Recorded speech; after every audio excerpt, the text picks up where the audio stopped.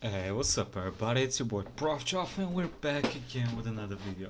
This is Outward Review, Prepare to Fry by Seth, of course. Okay, just a quick FYI, I'm a little tired today. I went to bed quite late last night. Fucking League of Legends had a new update, Assassin's Creed Valhalla came out, Yakuza 7 came out. Your boy cannot take this much excitement, okay? Anyway, so I've played Outward. It's a fucking really good game. It's like a Dark Souls open world RPG exploration with hunger, thirst, and climate shit game. It's really good. It's really good.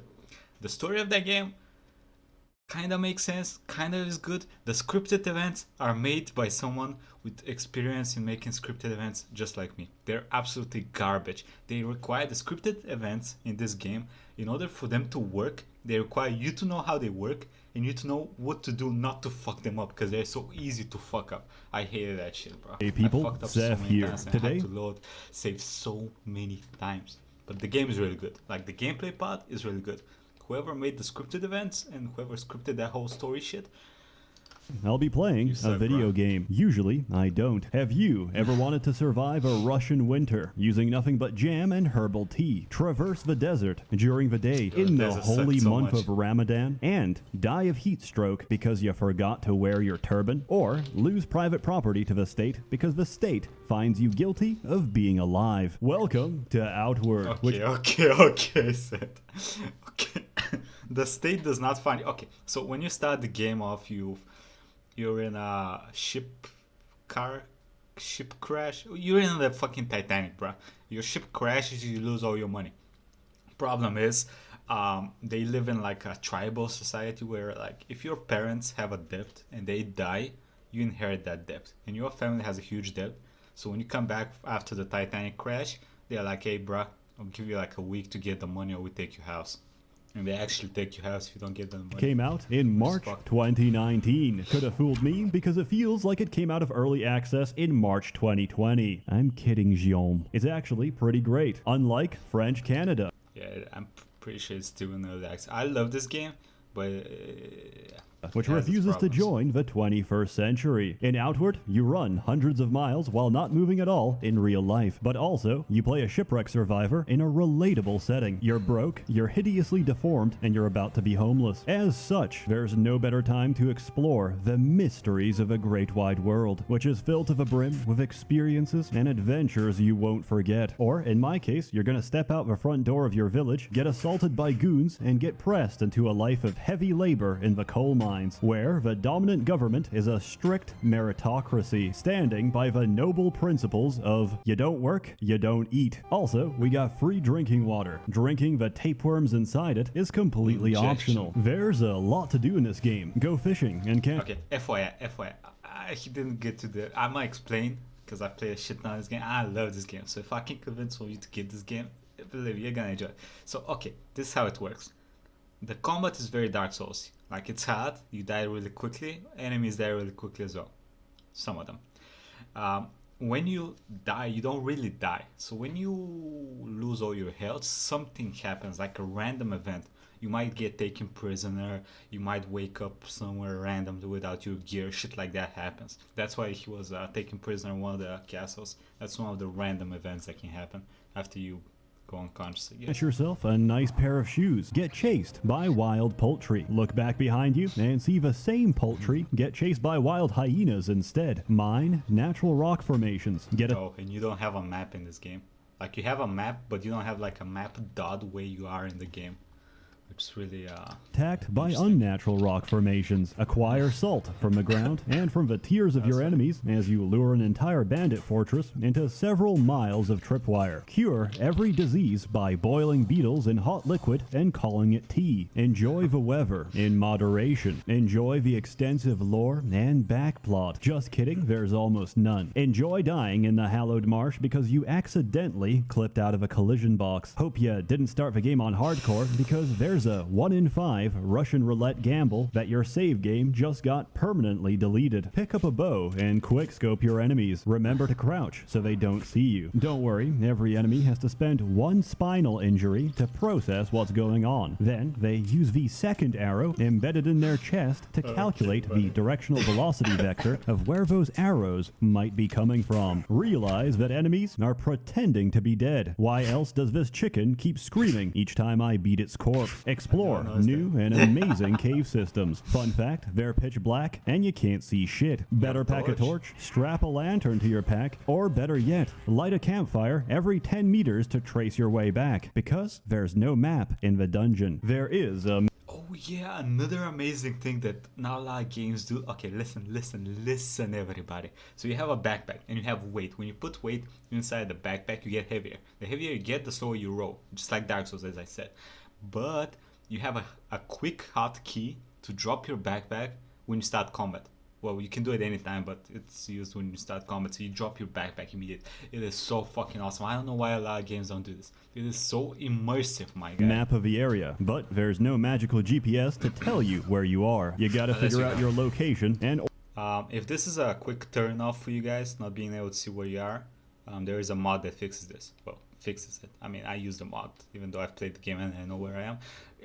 Orientation using landmarks and natural geography. Let's say I need to head back to town, but where is town? Oh right, it's northwest of a gigantic screaming pylon. Go camping, get stabbed inside your own tent. Take the eco-friendly option and grow your own biodegradable tent. It's more expensive, but hey, it's better for carbon emissions. Go to bed, get stabbed anyway. Go camping in town, because somehow there's no law against vagrancy in the market square, or against setting up bonfires, cooking appliances, and even a miniaturized meth lab in the middle of the street. The legal system in this game could use some work. There's also a lot you can't do in this game. For a start, you can't level up. There's no leveling in this game. The same 4 bandits on a picnic can fuck you up at any stage of a game. So, how does one get stronger? 1. You go into a dungeon and loot it for every possible piece of gear. In this game, equipment is not made equal. The difference between a wooden fishing stick and a unique legendary spear is quite staggering. On top of that, you can craft your own weapons and Hey, he made a joke. Okay, so you have health and you have stagger. Once you stagger an enemy, it falls down and you can beat the shit out of it for a little bit.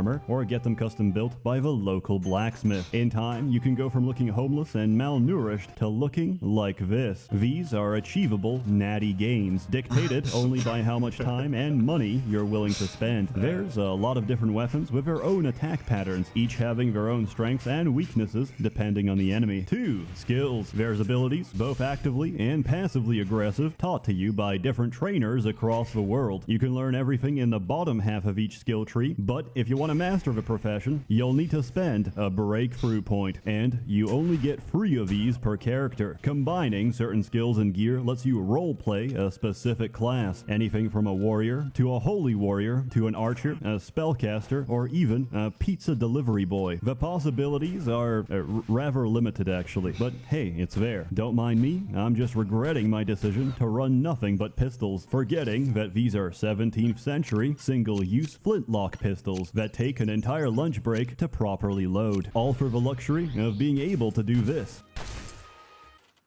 I didn't bring an antidote. And free, the most important of all, food. Winning fights is all about what you put inside your mouth. Real champions eat like champions. Cierzo ceviche, luxe léchette, ragout de marais, and diadème de gibier is what those words sound like coming out of a foreigner's mouth. These are all French dishes that effectively translate to the same thing. 10 to 15 minutes of turbo stamina, health, and mana recovery. They also look delicious, so I tried to recreate them in real life, at which point they became biohazardous, and I had to stop. Better stay hydrated as well, because it became biohazardous. I mean, that looks similar. And I had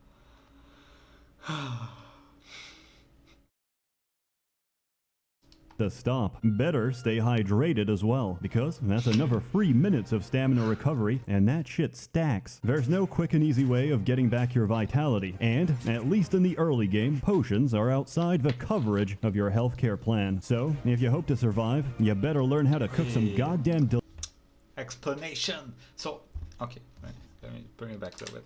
Yeah, I'll see this. This is your health. The red shit's your health. Why am I pointing? You cannot see where. The red shit's your health, and the yellow shit's your stamina. The more you use your stamina, it gets a little point. Like the more you use it, it gets a point that does not get restored, and you need to rest to restore that. That's what he means by that. Bridge of your healthcare plan. So if you hope to survive, it's like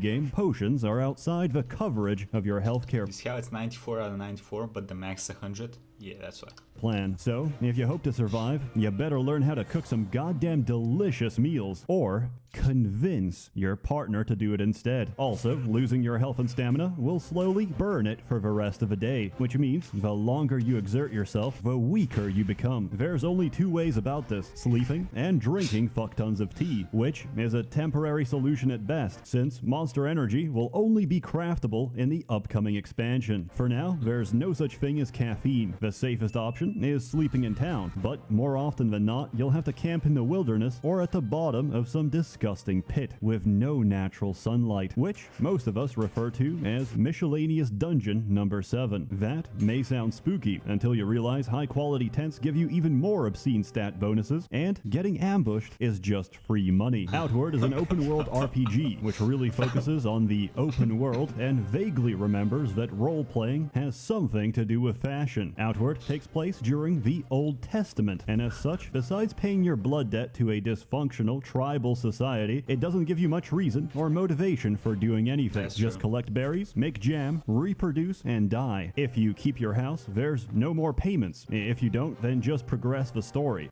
Spoiler, you get back at your tribe anyway. Oh, what's that? A group of local warlords are planning to invade, and they're gonna teach everyone living here the meaning of the word gaping hole. I am incredibly invested in securing the future and livelihood of this backwater fishing village. However, I was too slow. Shame on me for packing 50 kilos of Weetabix. My home is destroyed. What a sad loss of life. And also, I don't owe money anymore because everyone is dead. This game has a hard time making me give a shit about the plot or any of the characters. That's the true. entire story is told to you through several lines of dialogue. I've read erotic Unvoiced, fan fiction mostly. with a higher word count than this entire game. The dialogue is voice acted, but voice acting is expensive. Hey, ever since Quebec left Canada, you can't call it a street anymore. It's a fucking war zone out there. And getting a voice actor alive into city limits with most of their limbs still attached, that's not happening. You're not going to survive a first dead zone without a paramilitary escort, and that's a cost the studio can't afford. Which is why they voice act the first 5 words in a sentence and stand around silently while you read the rest. Not like it makes a difference, because there's only 5 voice actors in this entire game who are incredibly talented to be able to vocalize so many different, unique characters. Who could forget the blacksmith, What can I do for you? who is genetically identical to every other blacksmith ever conceived. Want to buy something? What can I do for you? Want to buy something? Whether naturally or by cesarean, the dude who sells fish. Greetings, friend. Farewell, my friend. And of course, Cyrene, who prefers the crispy, smooth texture of Lucky Strikes. What's her secret? It's toasted. To truly appreciate the voice acting, I recommend going to the settings and putting the volume to 0. There is replayability to the story, in the sense you can choose between 3 different factions. The same people who try to repossess your private property, the Holy Mission on a jihad against corruption, and the Sand People on a jihad against anyone who wants their oil. Can I be very blunt for a second? Each faction has a quest line. This is 4 missions long, and one of these is the same final quest with a different coat of paint. That's a little short, but I guess that's fine for an indie title that's only wait, how much? Are you aware that we're about to have a global recession? Creating a character is an intense experience, where the men have a grand selection of 4 different faces. The women have it a little better. There's options for customizing your waist, thighs, and of course, mammaries. They even have 2 sliders for body positivity. I do, however, like the Asian face, and I also like this haircut. Everyone else looks like an alcoholic stepdad, a wife beater, or ninja from Fortnite. Those are your options. Enjoy. Walking. That was actually fucking accurate. It kind of does look like Alcoholic ninja. stepdad, a wife beater, or ninja. from Fortnite. Those are your options. Enjoy. Walking. Walking is a fantastic form of cardiovascular exercise, just like long-distance jogging. Homo sapiens are uniquely adapted for such movement, which is why we traditionally hunted wild animals by running them down slowly for many miles. How is this relevant, Seth? Because in Outward, it's what you're going to be doing 90% of the time. The other 10% is managing your inventory. Here is footage of me taking a short, brisk sprint from one town to the next. Unfortunately, I had to cut this segment, as it would be longer than this entire video. I can finally understand why there's so many skeletons lying around. These were the people who came before me and died in the process of trying to review this game. Many. Okay, so if you guys are having a problem with this, I'm gonna tell you what your boy does to fix this problem. You get Cheat Engine. Now listen, its name is Cheat Engine, but you're not gonna use it to actually cheat. You're gonna plug it in, you're gonna go into the hotkeys, you're gonna hotkey the speed hack for 1.5, 2, 2.5, and 3 to your numpad, numpad keys to 1, 2, 3, 4, 5, whatever. And then you're gonna use that while you travel, so you don't waste your whole life traveling in a fucking video game. That's what I do in most fucking video games. That's what I do in Assassin's Creed Valhalla nowadays. That shit has so much traveling. Listen, I love video games. I don't like traveling in video games. I don't like traveling in real life. I like killing shit. I like playing story shit. I like exploring the world. Okay? Just the cool parts of it, not the fucking roads. Fuck roads. He will tell you this is part of a meaningful journey of holding down the shift key. Yeah, it's Many garbage, will bro. also tell you this is why there's no fast This is the worst part of the game, the walking. But as I said, Cheat Engine fixes everything. travel, because this is a game for hardcore gamers. However, nothing in this game can actually outrun you. You can safely ignore everything and auto-run to your destination. And there is actually an unconventional form of fast travel in this game. It's called throwing yourself down a mountainside and breaking your legs. You see, when your legs explode, they will instantaneously warp you to the nearest town. If you can't find a cliff, there's a second form of fast travel in this game. It's called swallowing a cyanide pill. This is a form of speedrunning discovered during the Nuremberg trials Wick. and has virtually the same That was Warcraft 3's HUD. Bro, this game is so good. Nuremberg trials and has virtually the same effect. In this game, you don't really die. You have defeat scenarios, which is one of several random events that occur instead of death. These are unique to each area and depend on the circumstances of your untimely demise, but they didn't account for people intentionally dying as a means of teleportation. If you don't, can't, or won't use such exploits, then I recommend speed hacking instead. You might frown even upon says me, it. but when you become gray and old and your grandson asks you, "Grandpa, what did you do with all your time?" and you answer, "I spent..." Isn't this the dude from Internet Historian's video that takes the creators of No Man's Sky's dick, right? It's this guy.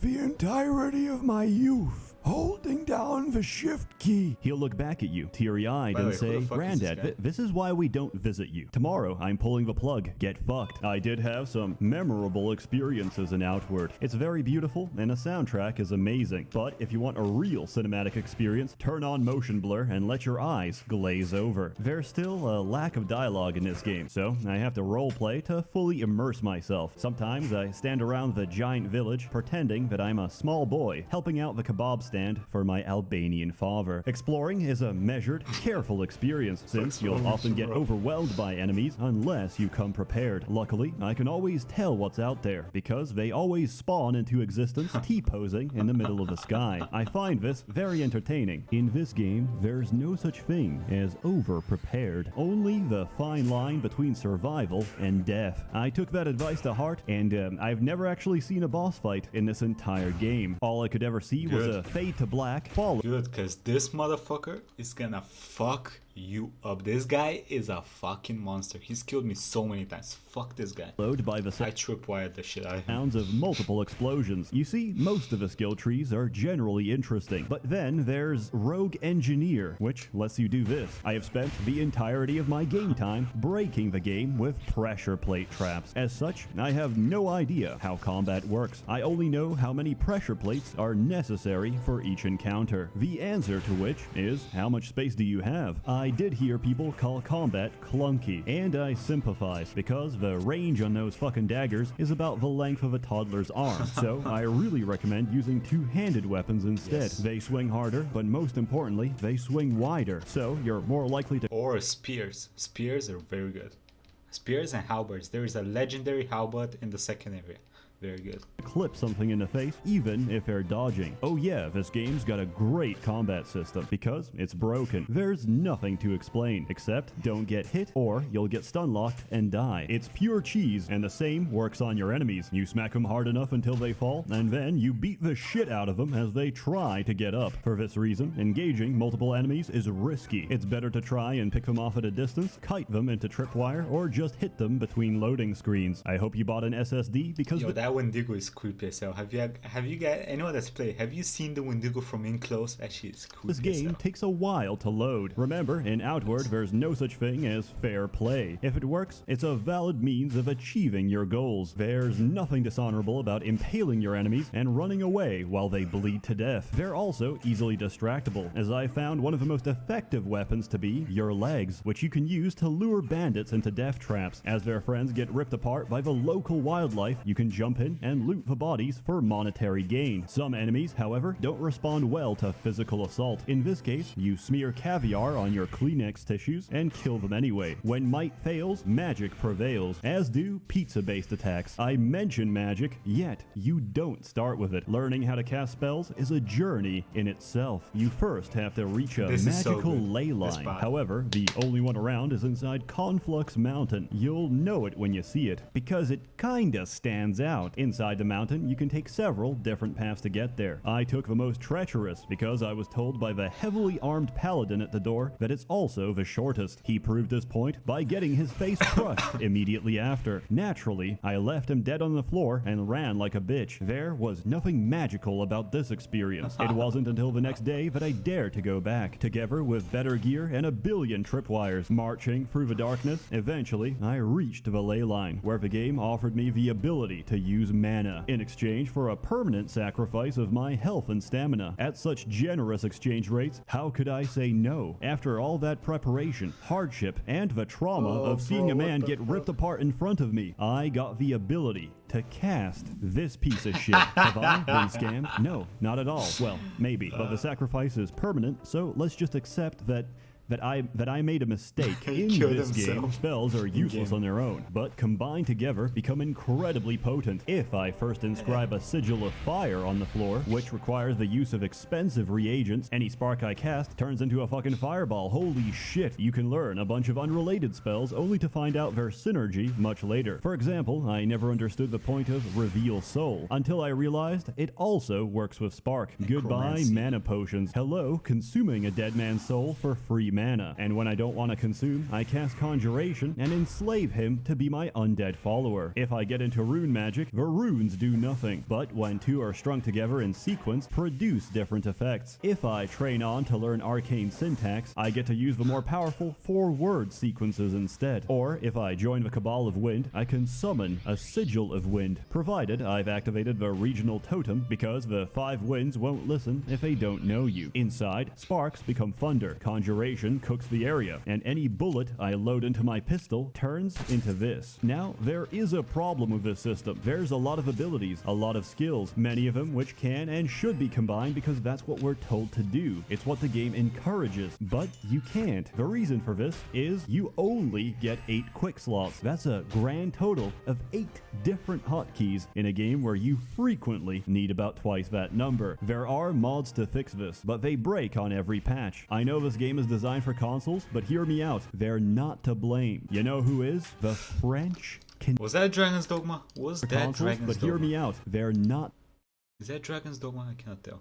to blame. You know who is? The don't know. French That game is so Canadians. fucking good. Why the fuck is there no button to toggle the hotkeys? Just add an extra key. Come on, there's space for it. Final Fantasy XIV managed to do it, and they did it on a brick, which has 2 buttons welded together in concrete. Please, Guillaume, hear my plea. Please. I even pronounced your name correctly this time. For everything bad I said, there's also good. It's called 2-player co-op, and it completely rescues the game. Outward is one of the only modern games with local split-screen co-op. This is stuff straight out of the 2000s, and it works great. The difficulty scales with 2 people, and honestly, it feels almost perfect. Everything can either knock you out or outright kill you in a single swipe, which makes your victories and progress together all the more meaningful. I tried to play online, but unfortunately, my copy of the game has some connectivity issues. Also, none of my friends play Outward, so we play Company of Heroes 2 instead. I found that satchel charges are very similar in function to pressure plates. The only difference is that I got the instant gratification of hearing my friend scream each time he got baited into the exact same trap. I give Outward's multiplayer a 10 out of 10. I had a lot of fun, we were very immersed, and we learned a great deal about ragdoll physics. In summary, Outward is an Italian cooking simulator designed to be played with your girlfriend. Outward provides an interesting, measured, and slow experience that gets diluted by all the hours of walking. I skipped the walking, saved my sanity, and saw the game for what it is, a beautifully ambitious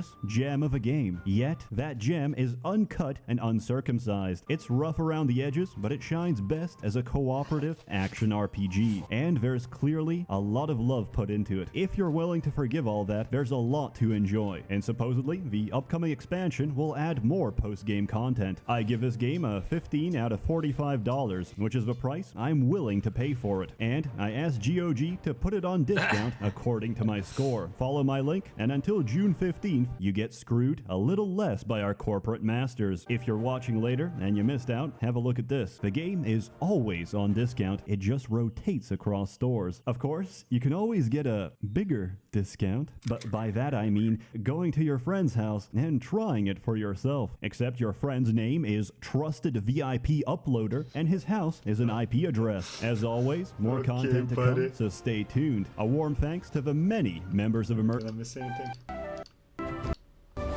Okay. The best way I can describe this game, if you've enjoyed any Gothic game, try this game. It doesn't have the story, but the gameplay is there. The gameplay exploration part is there. And if you enjoy that part of Gothic, you're gonna enjoy this. It's really good. Anyway, that was Seth's review of Outward. Like, comment, subscribe, and I'll see you next time. Bye. Oh, wait, wrong screen. Have a nice walking day.